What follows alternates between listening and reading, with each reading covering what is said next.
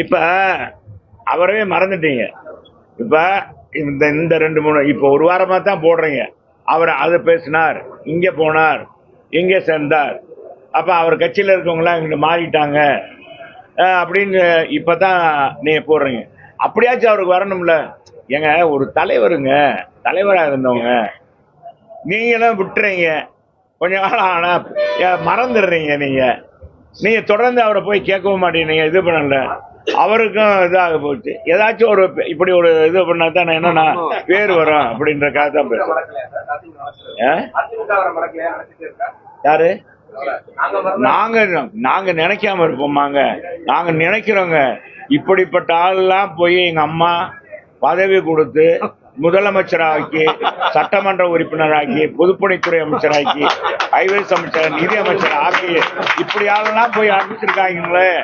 தாயே, கருணை தாயே, பாரு தாயே, நீ மேல இருந்து நீயே சொன்ன, எனக்கு பின்னாலும் இந்த இயக்கம் இன்னும் இதைத்தான் ஓட்டுவீங்க. இப்ப செல்லூர் ராஜேஷ் சொன்னார், இன்னும் 100 ஆண்டுகள், பல 100 ஆண்டுகள் மக்களுக்காக பணியாற்றும் சொன்னாங்க. அப்படிப்பட்ட தாய் யார பார்த்து சொல்லியிருக்காங்க பாத்தீங்க? அவர் மேல தப்பே இல்லாம அவர் ஆட்சியில இருந்தப்ப அம்மா மறைவு பின்னாடி ஒரு தவறு இல்ல, இவங்கதான் சேர்த்து சூழ்ச்சி பண்ணாங்க.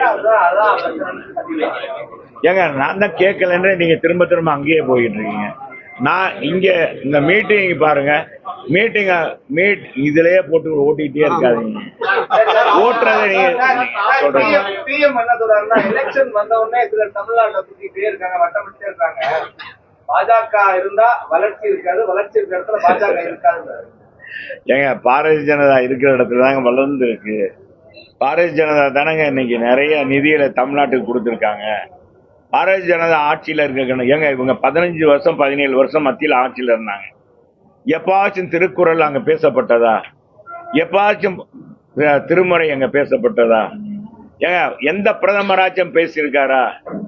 எந்த வெளிநாட்டிலேயாச்சும் ஒரு மோடி எத்தனை பேருக்கு இவங்க இது பண்ணாங்க? வெஞ்சாமரம் பேசினாங்க, அமைச்சரவையில் அங்க வைத்தாங்க. ஏங்க இந்திய எதிர்த்து போராடி இந்திய எழுத்தை அழிச்சதுனாலேயே எத்தனை மாணவர்கள் சுடப்பட்டு இறந்தாங்க.